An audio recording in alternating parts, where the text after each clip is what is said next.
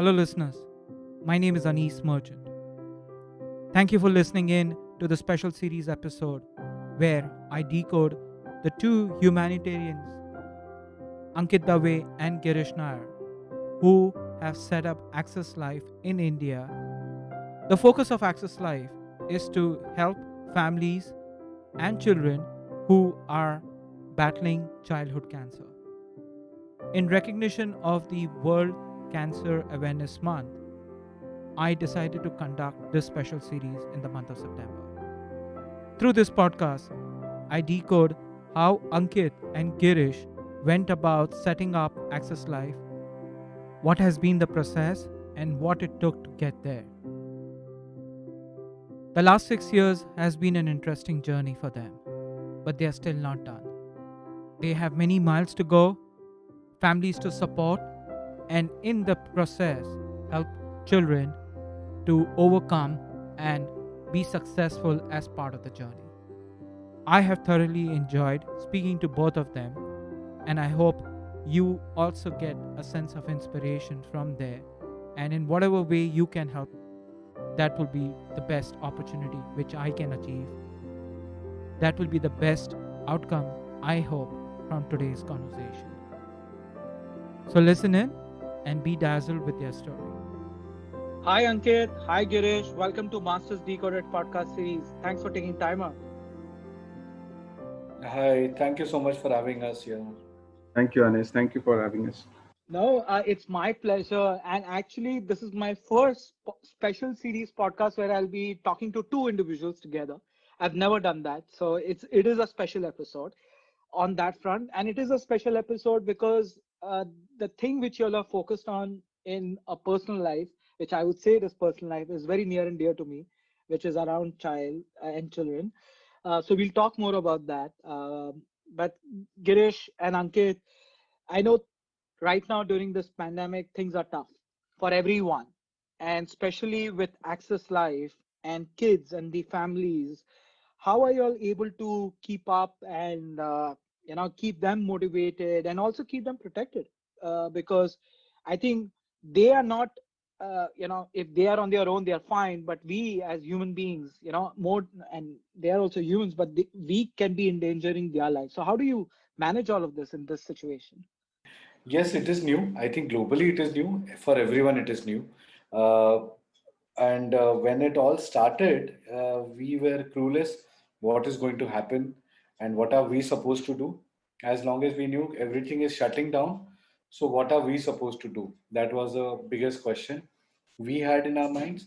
And we realized later, even parents were worried. So families who are staying with Mm-hmm. us, they were equally worried. Fortunately, hospitals were there to Mm-hmm. support. So in our case, we work very closely with Tata Okay. Hospital. Like I said, being global pandemic, even they had to do a lot of research in understanding because it was wait and watch to understand what is happening. So yes, there were a lot of questions, but what we did was we ourselves were doing a lot of research, trying to understand what it is, which direction to take. So first and foremost decision even before the cities could lock, we locked down our centers for Mm-hmm. visitors. So we immediately stopped visitors coming to our centers because that was one thing which was happening on an everyday scale. So we did that, and second step we took was having only ground staff which is needed at the center. Only they were made available, which were our caretakers who stay at the center and our drivers who take care of Okay. transportation. Rest our entire staff, I think within the week span of knowing the news before the lockdown, we shut our offices because we were getting certain updates from WHO and UNICEF and other global news.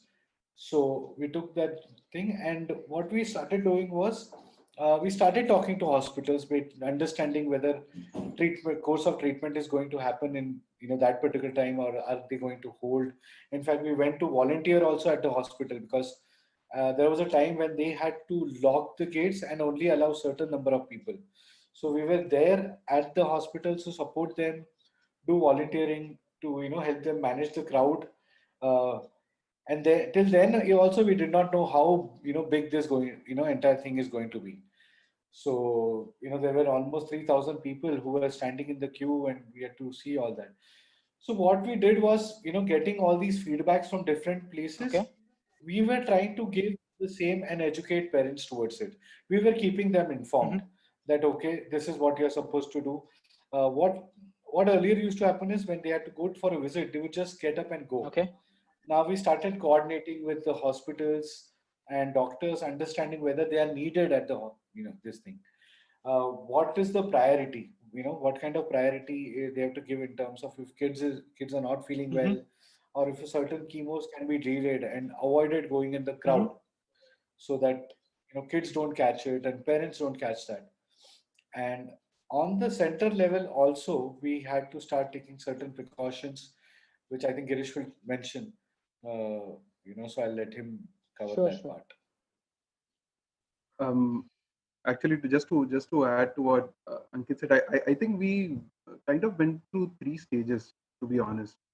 Earlier, when the news broke out, and I guess since we were following it on the media, so we as people who were sort of taking care of this families and beneficiaries, we were the ones who were very skeptical, and we wanted to make sure that there is no infection happening. And that was the time when the families had no clue what was happening, so they just had a faint idea about, they heard about coronavirus. Hmm. They couldn't really understand the impact of it, or how it can spread and all that.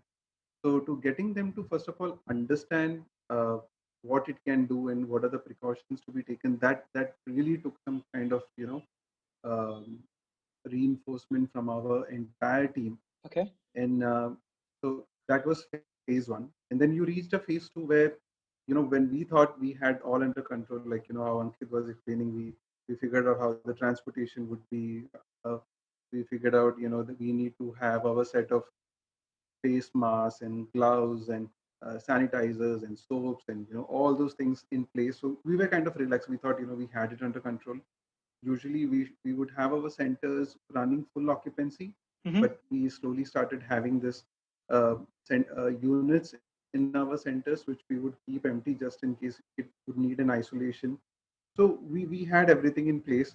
And that is the time, I guess, by then the family started understanding the impact of coronavirus and they started getting more scared. So we went through that phase. So we reached a phase when our kids, a few of the kids at our Oh, centers, they had COVID, and we were working in tandem with the hospital, trying to figure out how we are going to sort this. So everybody in our team, right from our center coordinators, our caretakers, our counselors were speaking to the families, making them understand that they don't have to worry. We have everything under control.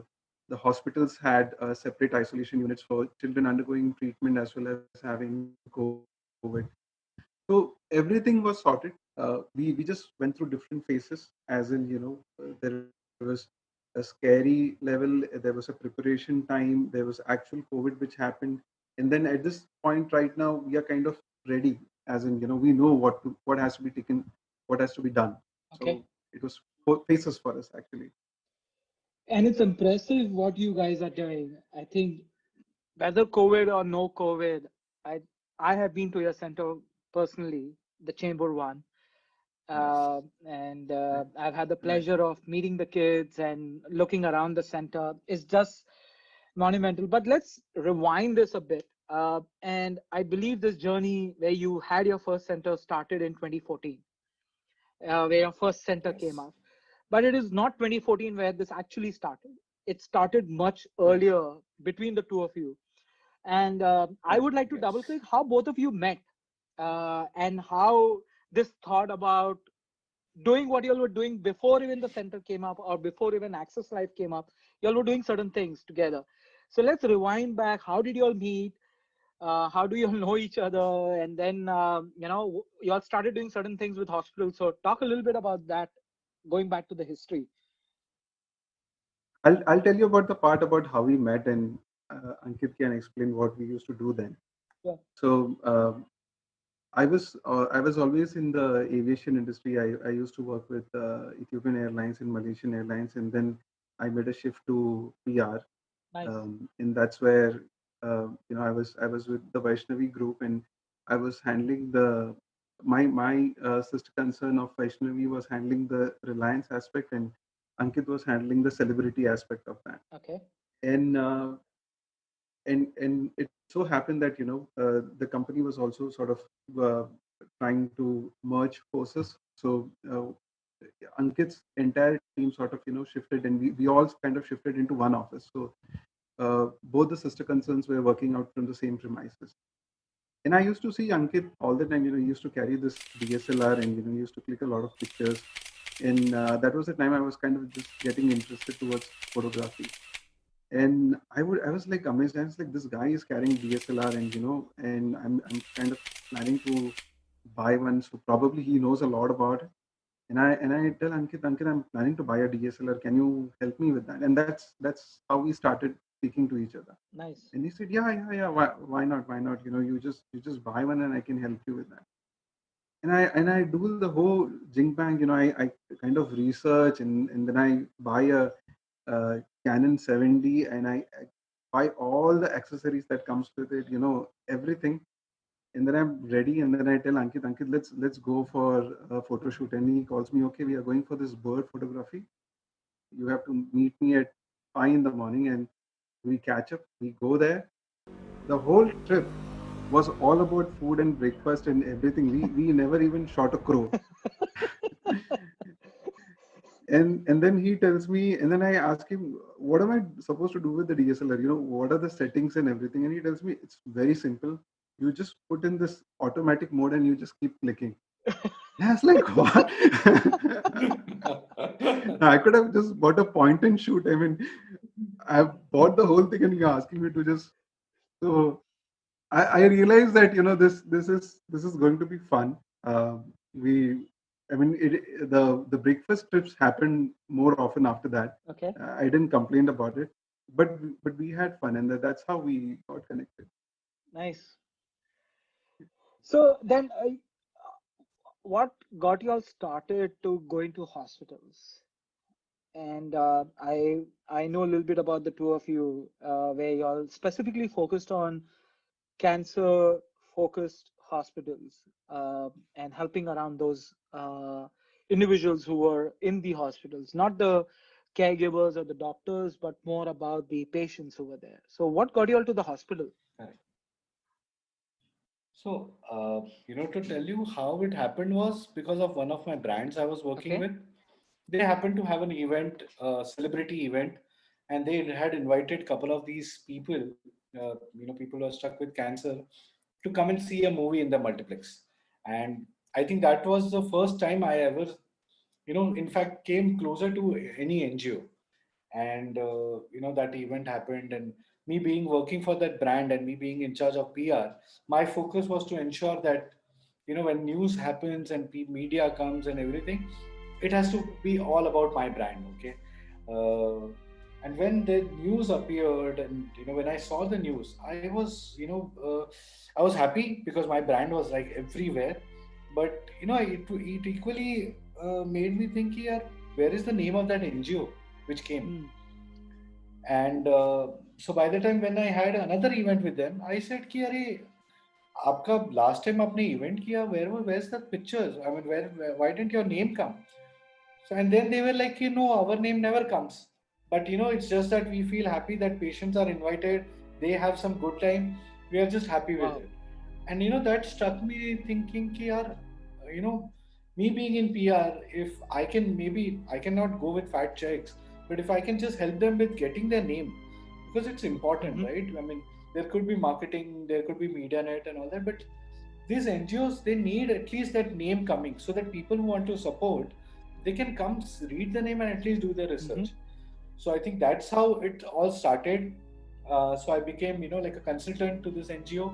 So for any PR related activities or events, I would just go down and support. And that's when one of our common interest of photography helped, because we decided we can, again, same thing, we cannot go with checks, but we said, okay, we can do photography and maybe put out those pictures and help them in that terms. And in that, I think our frequency increased going to the hospitals and all that. Okay. And there was a lot of these places where you're not even allowed to click Mm-hmm. pictures. So then we were just going, being part of it. If there is some book distribution happening, food distribution happening, anything of that sort.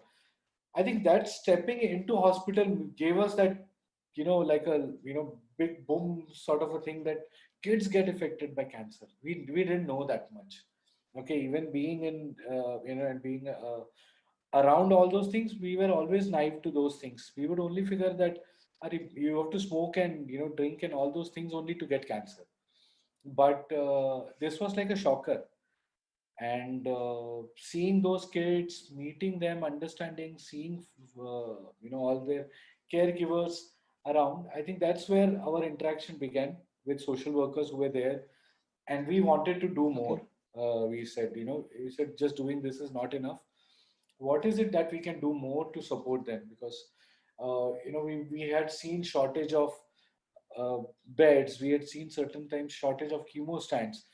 And though doctors and entire team would work so hard, so we thought, if we can get something and support them with all those things, maybe it could help. But when we discussed with them, their first thing was that these kids are getting Mm. treatment. You know, what about when they finish the treatment and go back on the street and they catch secondary Mm. infection? If you want to do something, if you want to work towards that, that's where we need your support. Wow. So if you can come up with something for that, it will be really nice. So I think that's where it's, hit us. We went, and I remember me and Girish, uh, when you go through this, we you either end up going for coffee or Right. beers. So we were just sitting, over a beer, and we were like, dude, what are we doing? This is not enough. What is it that we can do more? And that's where we thought, okay, if they've told us that accommodation is something which is challenging, let's start with a shelter. And it wasn't even a plan where we were planning to have a big NGO or anything. It was a plan that we take a flat, rent it, and give it to two families to live. And that's it. Our job will be done. Mm. But I don't think so that first And step was also that easy for you guys, of getting a flat. no, not. So talk a little bit about that, because I've heard the stories, and there is a, as you were unaware of the scenario of a child getting uh, suffering from cancer, there is a lot of unawareness among common people about cancer, and especially a child cancer, right? And talk a little bit about that, the kind of hardships or the kind of lack of awareness caused disruptions or issues for you to start with what you all wanted to start. Uh, so, as Ankit was saying, we used to sort of, when we were working together after our work, and this usually used to happen after our work timings. And we used to sort of, go around looking for a place. Uh, in fact, we had ended up seeing so many places in and around. We used to kind of feel that we could become a broker ourselves, because we were we knew the rates of every part of in and around Lower Parel, which building, what square feet, kitna rate, everything. We were like hands on with that. And as he said, every time we used to sort of go there, meet the landlord, and it used to be the same story. The When we used to tell them that, the reason is we want to give this children who have come to Tata for treatment from a different state, they do not have the money, to find an accommodation, and they end up staying on the street outside the hospital. The people used to be very wary. Because we weren't a registered body Mm. then. In fact, we did not even register ourselves Mm-hmm. as a non-profit into 4 or 5 months into operations, because we were not even sure, to be honest, Wow. that we can actually pull this through. We wanted to give it a shot. So we weren't a registered body. We were just sort of going out as two individuals. We were telling people that, this is what we plan to do, and this is what we want to achieve. And the very thought for them that, you're getting people who are staying on the streets, and getting them to stay in an apartment or in a house, and you guys are, although you guarantee to take care of the rent aspect of it, what is the guarantee? And secondly, what happens? Mm. How do you guarantee about how these people are? What is their background? What if they do some Hmm. criminal activity, or there is some kind of things that they do. Who's Wow. answerable for that? They were also worried about the children. They said, these are children who are undergoing treatment of cancer. They will be wearing masks. Their heads would be shaved off. So that gives a very different picture to the children who would be otherwise staying in the society. What would the other children feel? They are going to be scared looking at these children? We heard all sort of nonsense. Uh, we People thought that cancer can be contagious because any medical waste, or anything that could possibly come from these patients can affect or contaminate the supply in the building or the facility. So all those things used to happen. And as Ankit was saying, Hmm. after every such visit, which was disappointing, we would end up going to, let's say, a coffee shop, or we used to sit down for a beer. And I used to joke with Ankit, if this goes at this stage, we might end up getting a liver cancer, just because every day we are going for Oh, a wow. we are going to look at a place, and we end up not getting one. So it was a very long Mm. drawn search for us. It took us almost nine, Hmm. 10 months, and it had reached a verge of where we sort of gave up. We thought that it is impossible to get up space for something like this. We had actually and mentally given up. And that is when a friend of ours, he said, you guys have been focusing a lot in and around Parel and Dada. Why don't you come to Chembur? It's not very far, and I can probably help you with that. Hmm. And that's how we came to Chembur. We saw a couple of places. We met the landlord of this one particular place that we started, and he said, if Okay. this is the cause, this is what you guys want to do, I am going to take a reduction in my rent, and I'm going to make sure that nobody kind of removes you from the space. So Wow. that's how the first center happened for us, and that's how we started. But how were you able to convince families to come there then? Because it's not just about getting the center and getting the center aligned, but it is also about families. And how would they trust you that you are ready to do what you are trying to do? How did you clear those inhibitions? So we did not actually have to go and talk to the families at all. What we did was, once the center was up and ready, we went to the hospitals. Hmm. We spoke to the doctors. We Okay. spoke to the medical social work department, those exist in each hospital. We let them know that we have a center like this. It's open new. It's completely free of cost, and you can send your patients in there, those who you think deserve a free accommodation. And Anis, the thing is that the demand is so much and the supply is very less. Right.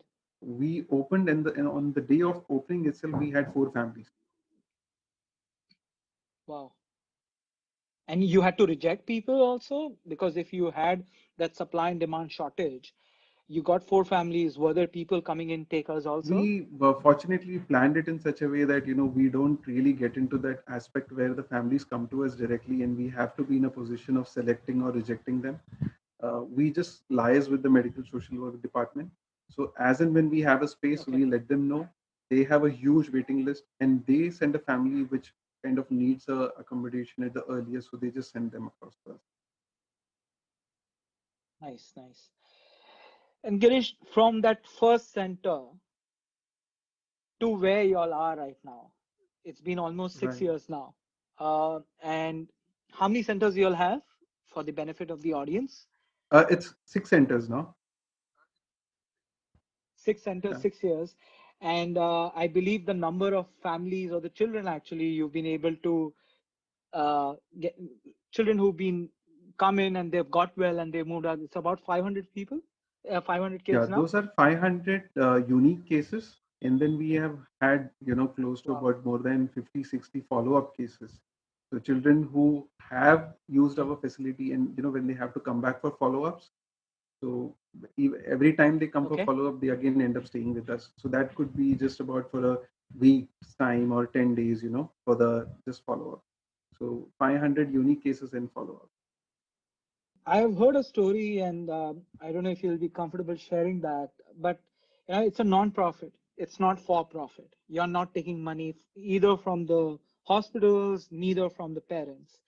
And to set this up, you had to take a step which was, for many of us, it's a very hard step. And Girish, definitely in this scenario, you took that step. Are you comfortable sharing what you did? Or I don't know if Ankit wants to talk. No, he doesn't like it. I think I will, because every time I mention it, it's better.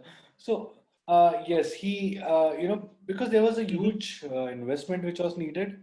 It was not just taking up the place. We had to set up proper partitions and create those rooms, have beds, mattresses. It was as good as you would just Yeah, take a rent a house for yourself and give it out. But instead of one family, here we were going to wow. have 8 families to come and stay. So we had to be prepared for those many families. Also, like Girish mentioned, we were testing ourselves, right? But then it didn't mean that okay, next Hmm. week if I don't like it, we might just shut it. These families, they've come and we had committed that till their treatment is done, we're gonna be there with them. So we had to have a plan where even if we decide to close, but we had to Right, have some commitment for certain months. So keeping all that in mind and all those calculations, and see, we were doing our own jobs. None of us come from big business ground where we would have money to just invest side में कर देंगे एक NGO खोल दिया नहीं. This was something which we wanted to do, and idea was not even to start right. an NGO. Idea was to help. Everything else came in place. So I think that's where we realized when there was a big capital involved, there was operation cost involved. Girish had to take that step, and he had a flat in Pune which he sold off, and which really helped, us put everything together. Because see, we Hmm. did not even have a single support. Okay, our immediate friends and family also, we realized once we started that they are scared of us, and we were like wondering, ki, "Arey, why are they like so this thing they're not catching up?" So they were always worried ki if we meet, we're gonna Wow. ask them, "Ki, arey, abhi donation." So it was quite an awkward thing where immediate your close friends on Facebook or wherever, Hmm. in fact they were the last ones to come, and we don't blame them or anything, but it is Okay. everybody is going through certain situation. Somebody might be able to help. And see, also there is perception about NGO where people feel that, like, we took that chance and we realized that it is not the money which that NGO needed. They were happy with we offering them media support or helping them in the events, or helping them with distribution. Not many people then Hmm. knew that they could help in other ways. There Yeah. are alternate helps you can do. Like some we had this friend who ran this advertising agency. He said, "Yeah, what can I do for you? I don't make so much profit, and I wish I could do more." So then we were like, "Dude, you are running such a fabulous team of creative people. You can help us with this." He Hmm. said, "Yeah, easy. I can do it." One of our friend was a musician. He said, "Yeah, what can I do?" We said, "Yeah, you know a lot of musicians. Hmm. Why don't you come and entertain our parents?" So it's all about now a lot of corporates and companies and people are taking that time out. Even schools are educating, where people are Money. getting to know that Yeah. help doesn't mean money all the time. Yeah, I think time is a bigger factor. Hmm. So if you are able to give some time and do something for us, I think that's more than enough. I mean, today we also say that you liking our post or Hmm. sharing our post itself is a big No, deal. yeah. So I think that's how challenging it has been.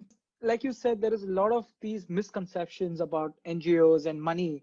There's also misconception about the authenticity of the NGO, which I'm sure you would have come across as challenges or Correct. people saying, "How do I trust you?" Right?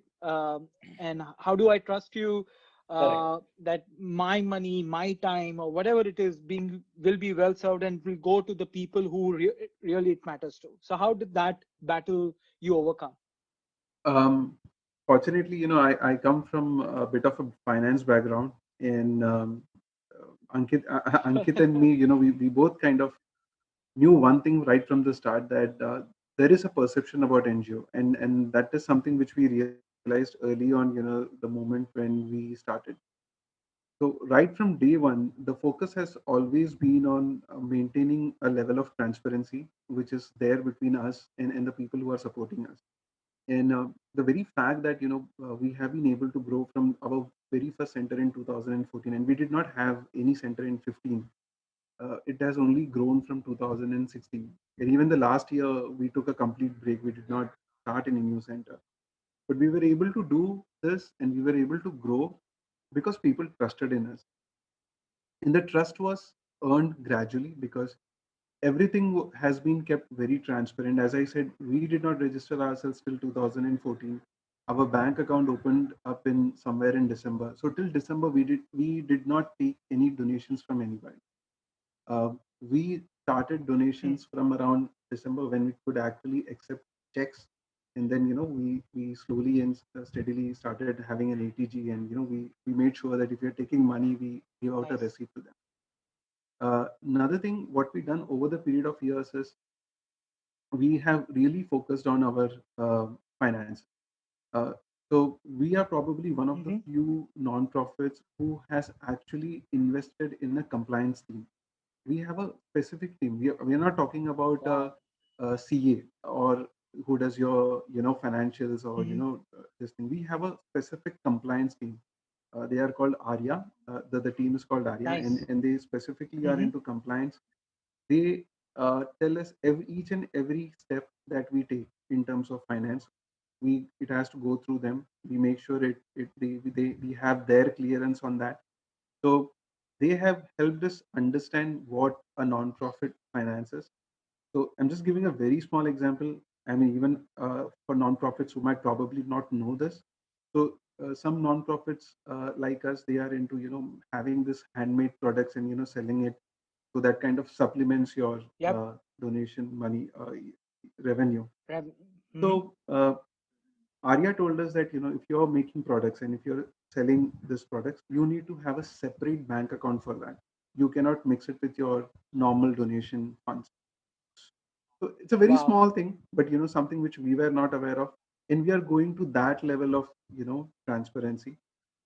We also have been, yeah, Even I don't know. Even I don't know right. as a common person. Yeah. And Hmm. we have been putting out our entire financials on the GuideStar website. So we have been getting a transparency key from them from the last 3 years. We are now aiming for a GuideStar gold badge, so that so that Nice. is another level of what we are trying in terms of increasing our credibility.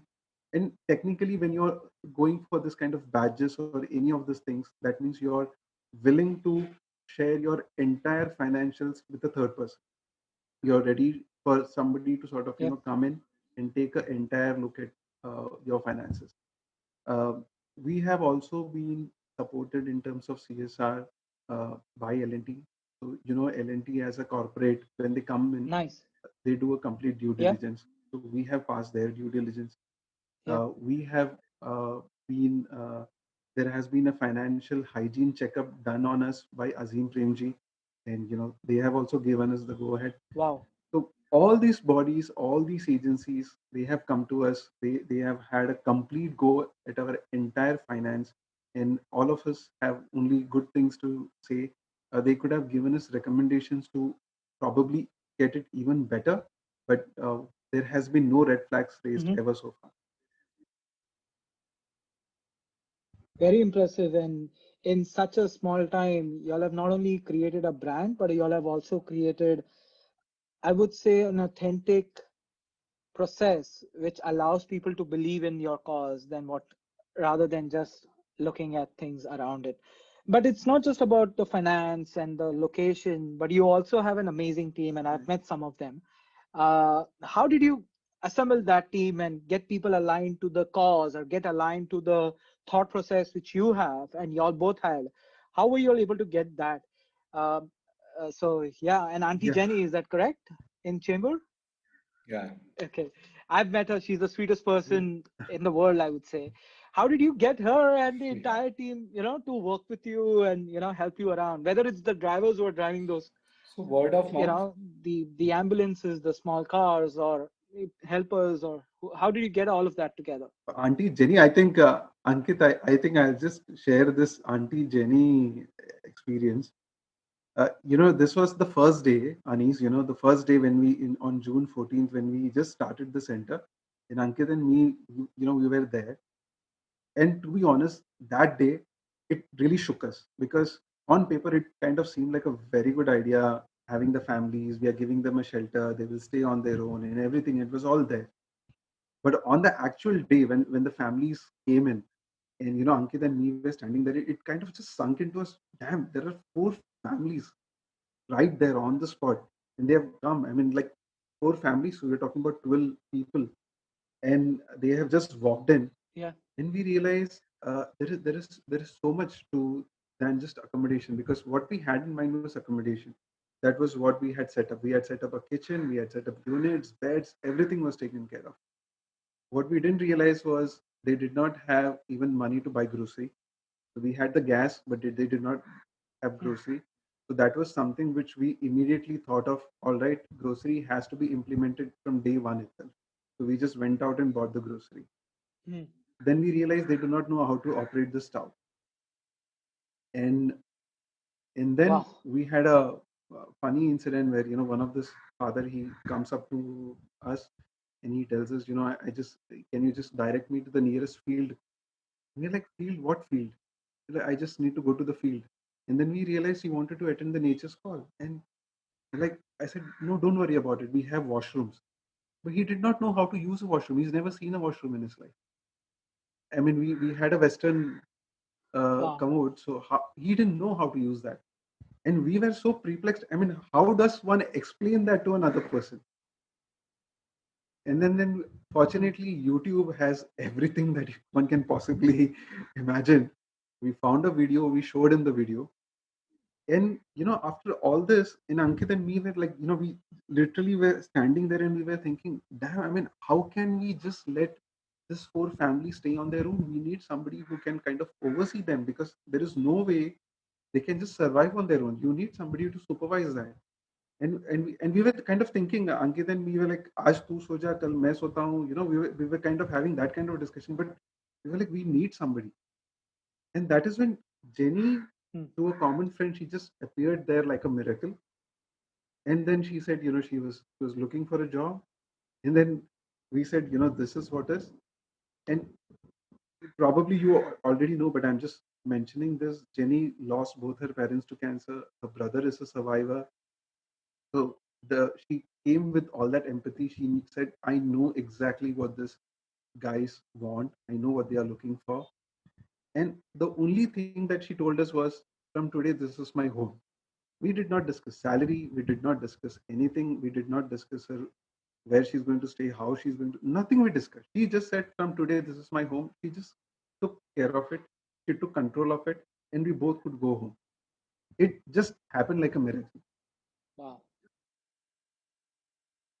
And angels don't show up like that. They show up where there is positivity and there is a purpose which is probably led by somebody Yep. higher up. So I meaning when I met Auntie Jenny, and when you look at her, she's so humble. And definitely, I know this podcast is about you, but I don't think so. Access Life, that first center is with. Oh, you will definitely need one podcast with her. She has got so many Oh yes, stories. for sure. So, and it's not just Auntie Jenny. There are a lot of other, now you have an international team.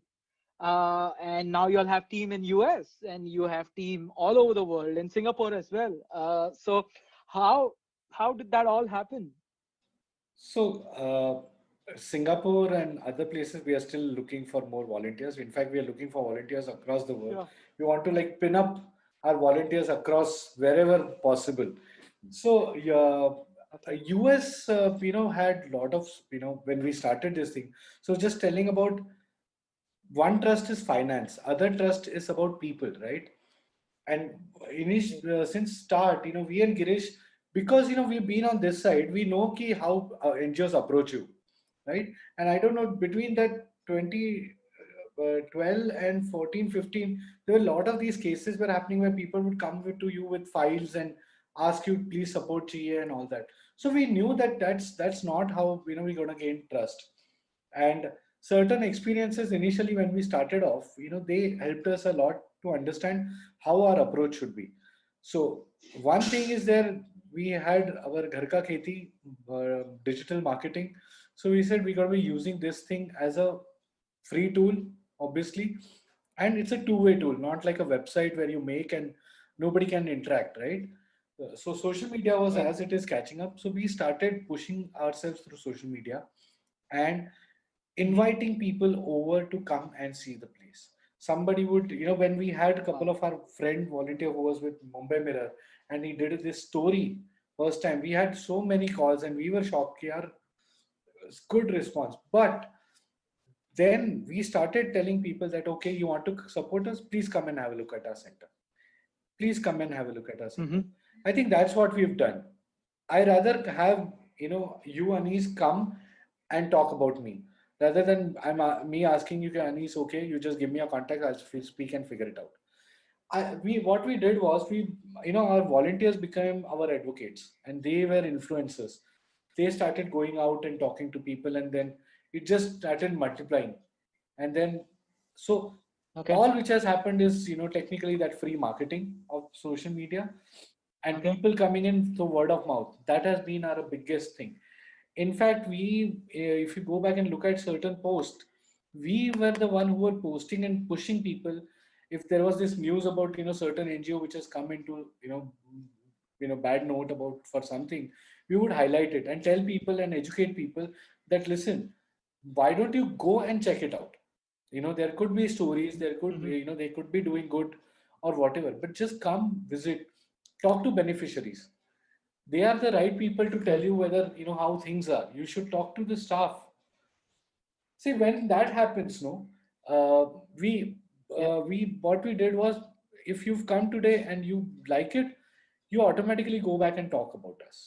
So I think that is what has Yeah. happened. So even with visitors, not just in Bombay, across the globe, I think that went really awesome.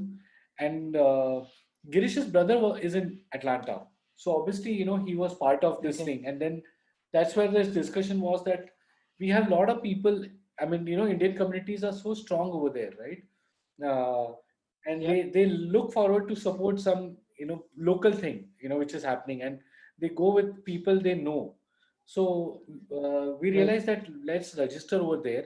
So people who donate or support, they get tax benefit, and we have a larger like with online, you're Right. not restricted to Mumbai. Being in Mumbai, it is not just Mumbai's That is correct. NGO. And childhood cancer is not just India's issue, it is global issue. Yeah. So our aim was simple, that we want to go out and become a larger medium to create awareness about childhood cancer so people know. So so what you said, we are still with this COVID, we face a lot of issues where our NGO only works when people come. It doesn't function when Hmm. people don't see us, because that is something what And you're doing something unique yeah. now. And You're doing something unique yes, now. yes. So let's talk about that. Yeah. So like I was saying, our thing works only when people see it, and that's what we have been pushing people, right? Like when I said, when we were educating people, we were forcing them, no, you just cannot donate like that. You have to look at what the NGO does, and then you see. With this COVID, we were on standstill and we didn't know what to do. But then again, that technology was to our rescue. And now what we've started doing is we've started inviting people from global, I mean, across the world to come and see our center. So we do Zoom calls and we show people, our center.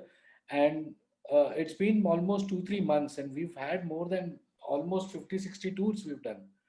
So which is really great. And I think this has opened our doors and windows even broader, because earlier we would just wait, oh, someone will come down to India and then they would visit. Now we don't have to wait. I mean, we have a person who's just sitting across 50 kilometers away from Mumbai to thousands of kilometers from Mumbai. They can come and see our center. So it's really awesome. Yeah. I have seen and I know a few people, and definitely I know both of you.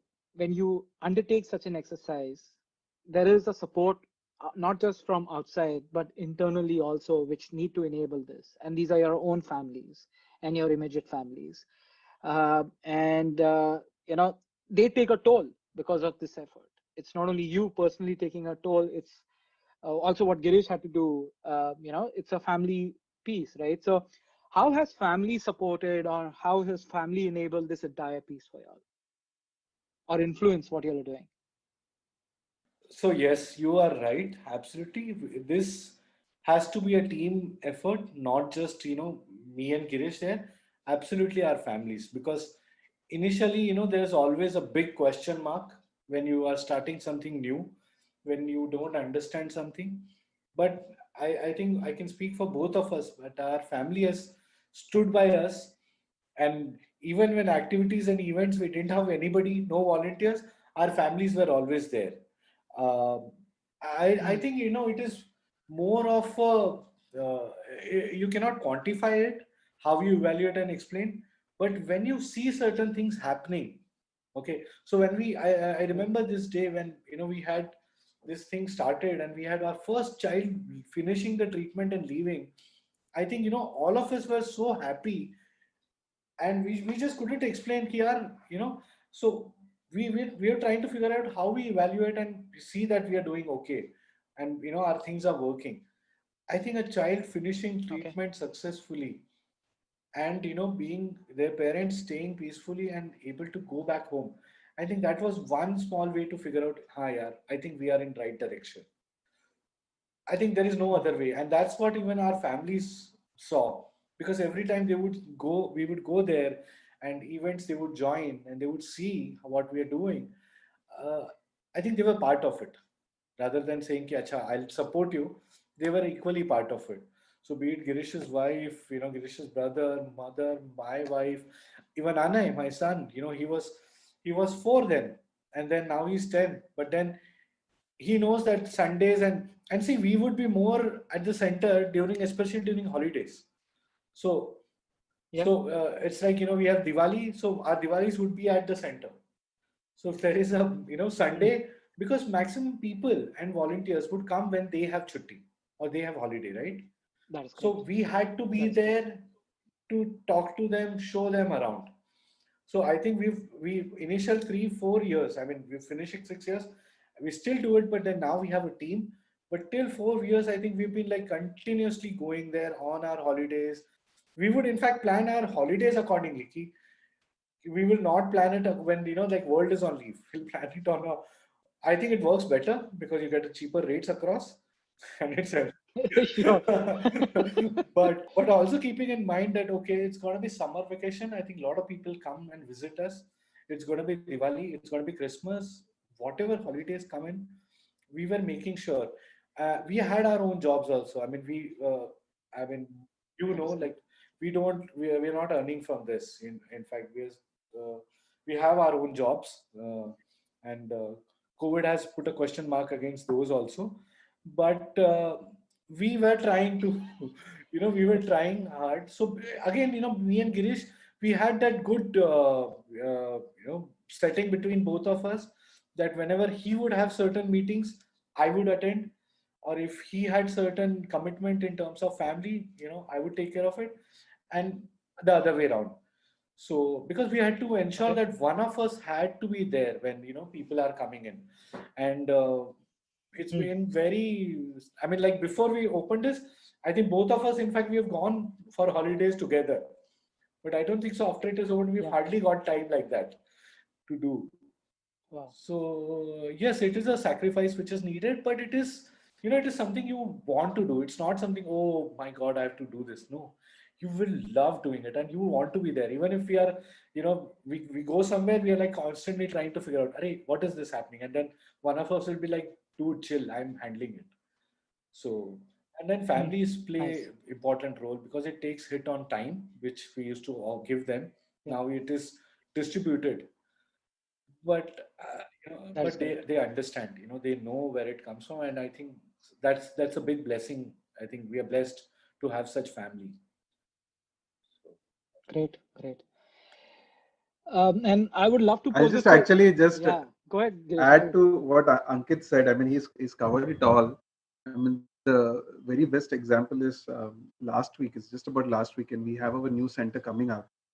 And Congratulations. yeah, thank you. So Poonam was there, and my wife Himalini, she was also there, and I was so surprised because both of our wives were actually commenting on is the space enough? Are you sure that this unit space you have calculated properly?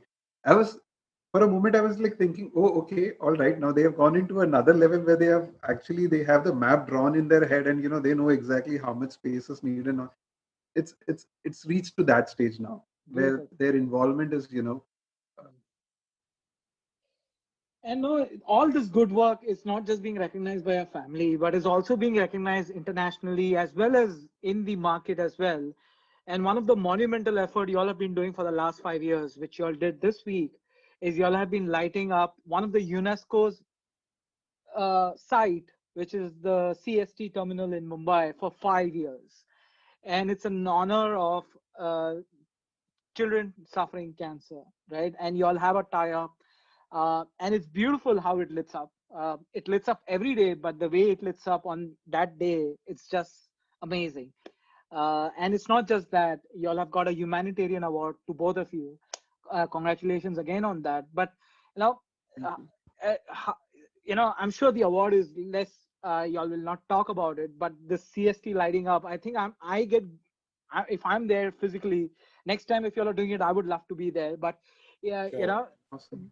but when you're there, you can see the goosebump because it's a monument of Yeah. itself, right? And when it lights up, you can get goosebumps. And I would advise every listener to actually look up your Instagram handles and your LinkedIn handles and see that picture because it's amazing and it's beautiful. Talk about how did you all come up with that? How did you all convince a UNESCO and especially a highly, I would say this Fort Knox, that house, something like this to change their lighting or at least honor to what your guys are doing? How did that happen? I think one of the good things between me and Ankit is because we are both always sort of looking out how we can kind of push the envelope and take things to a different level. Uh, and we both read up a lot.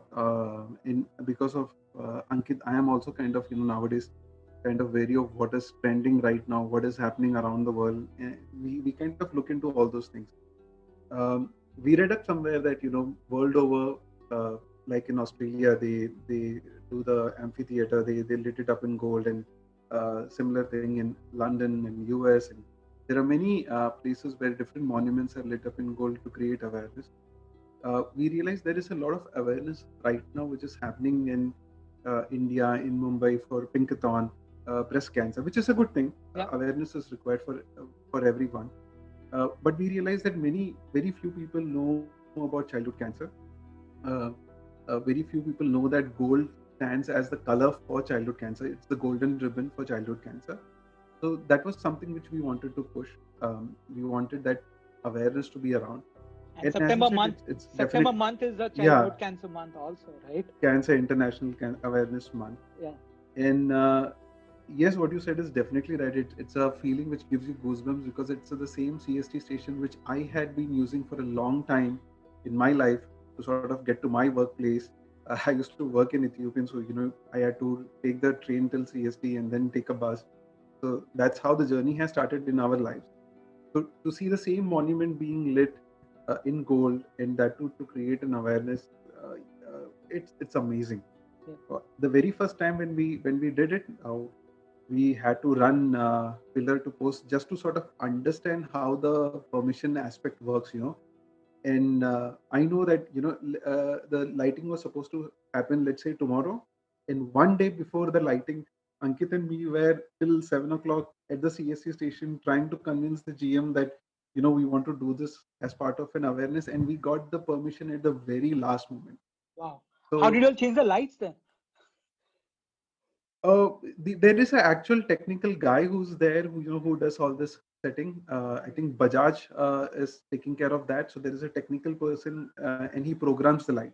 Okay. So we need to give the permissions, the color that we need, and everything. It has to be sent out in advance. Permissions has to be sought. So there's a whole lot of thing that has to be done.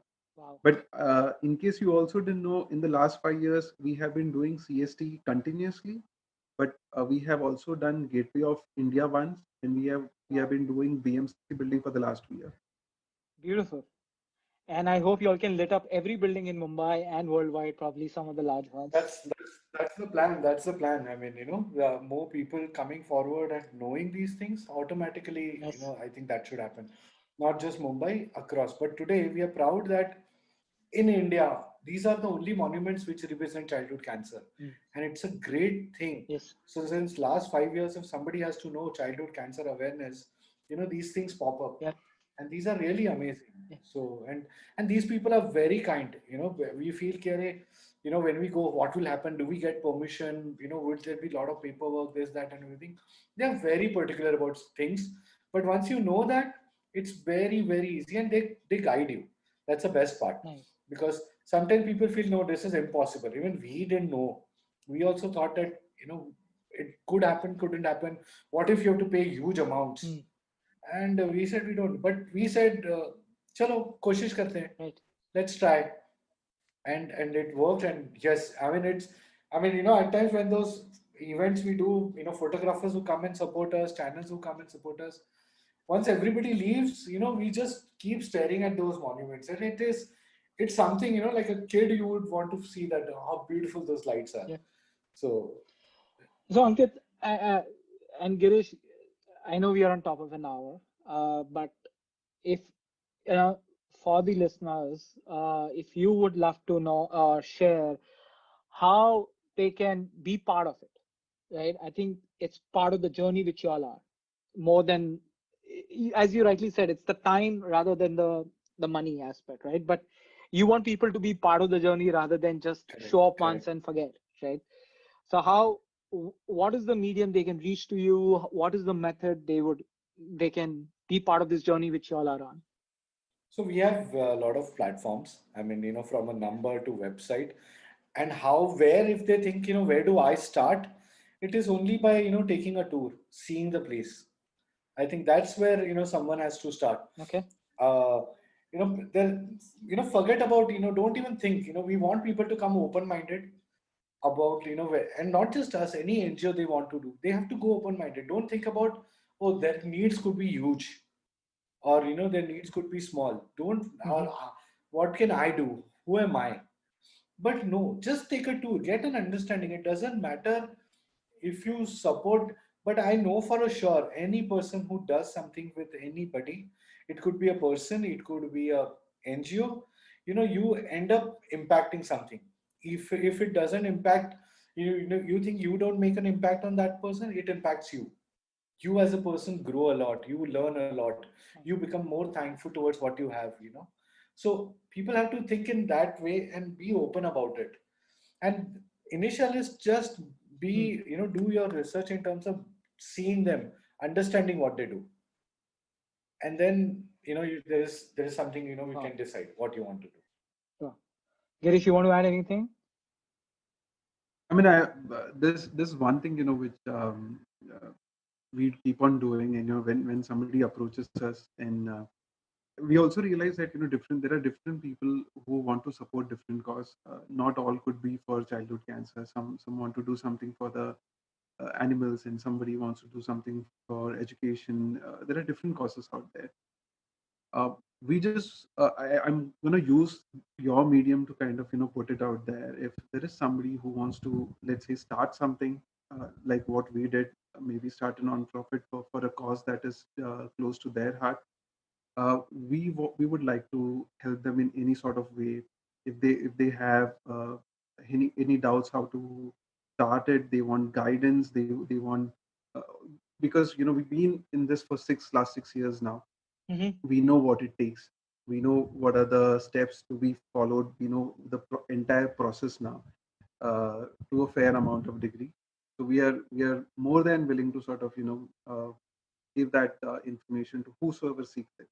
And if there is a opportunity for anybody out there to make a difference in the life of another individual, they should just kind of do it. And if we can help them in any way, we would be more than happy.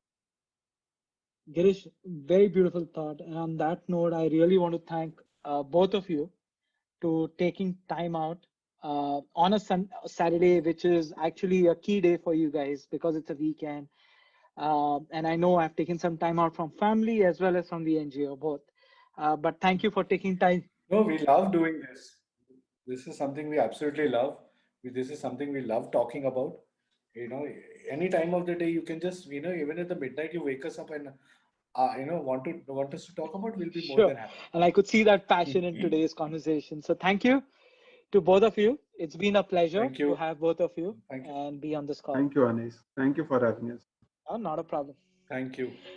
Yeah, and look forward to you taking a tour with, maybe, your people who come on the podcast and they say that, okay, let's Anis plan a tour. We can do that joint tour. Definitely. And I hope We'll just go there. through this medium, we get more people joining the cause. Thank you for listening in. And we close yet another episode of Masters Decoded. If you've enjoyed the episode, please, you can help us out by sharing it on social media. I would personally appreciate that. It's how we can reach more listeners, and the more listeners we have, the more awesome guests I can get in touch and convince to participate in these conversations that are a joy to have for me, and I hope they are a joy for you to listen as well. You can also help a lot leaving reviews on iTunes or your podcast service of choice. Reviews are surprisingly helpful in supporting the podcast to get to more listeners. If this episode has intrigued you, I would request you to subscribe to the podcast to stay up to date and get notified to the future episodes. With that, I bid you and see you in the next episode.